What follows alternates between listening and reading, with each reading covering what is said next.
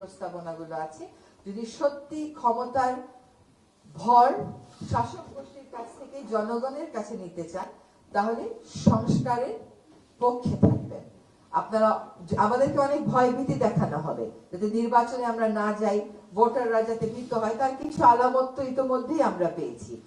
এই ভয়কে জয় করেছিল বলেই কিন্তু জুলাই আগস্ট সফল হয়েছে।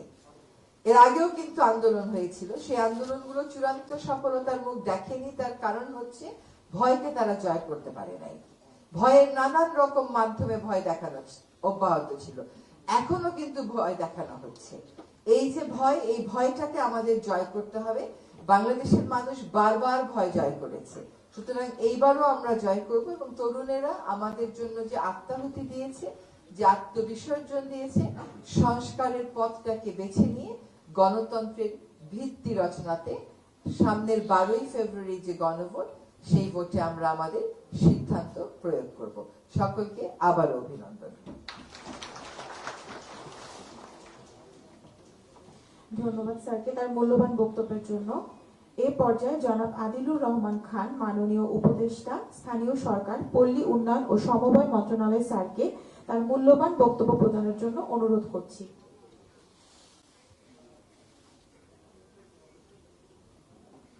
আসসালামু আলাইকুম। আজকে যারা এই পুরস্কার পেলেন তাদের সবাইকে অভিনন্দন। ঢাকা সিটি নর্থ এবং সাউথের গত প্রায় 1.5 বছরে অনেকগুলা উদ্যোগ এসেছে। নর্থের কথা বলতে গেলে কিছুদিন আগেই ফেলানি এভিনিউ আপনারা জানেন এখানে করা হয়েছে, আর অনেকগুলো শহীদের রাস্তার নাম পরিবর্তন করে শহীদদের নামে করা হয়েছে উত্তরে এবং দক্ষিণে। যেই বড় কাজটা সেটা হচ্ছে জলাভূমিগুলো উদ্ধার করা, কিন্তু এটা তো নাগরিক সহযোগিতা ছাড়া সম্ভব হয় না। তাই যদি উদ্ধারের পর জনসাধারণ যারা এলাকাতে থাকেন তাদের যদি সহযোগিতা না থাকে তাহলে এটা ধরে রাখা যাবে না। তাই তাদেরকে জনসম্পৃক্ত করা দরকার, এবং জনসম্পৃক্ততার মধ্যে দিয়েই কিন্তু নাগরিক সুযোগ সুবিধাগুলো সবার কাছে পৌঁছে দেওয়া সম্ভব, এছাড়া সম্ভব না। 1.5 বছরের মতো আগে ঢাকার রাস্তায় ছাত্ররা, শ্রমিকরা এবং জনসাধারণ রক্ত দিয়েছিলেন বাংলাদেশের পরিবর্তন আনার জন্য। সেই পরিবর্তনের লক্ষ্যে অন্তর্বর্তীকালীন সরকার চেষ্টা করেছে। আপনারা রিজওয়ানা হাসানের কাছে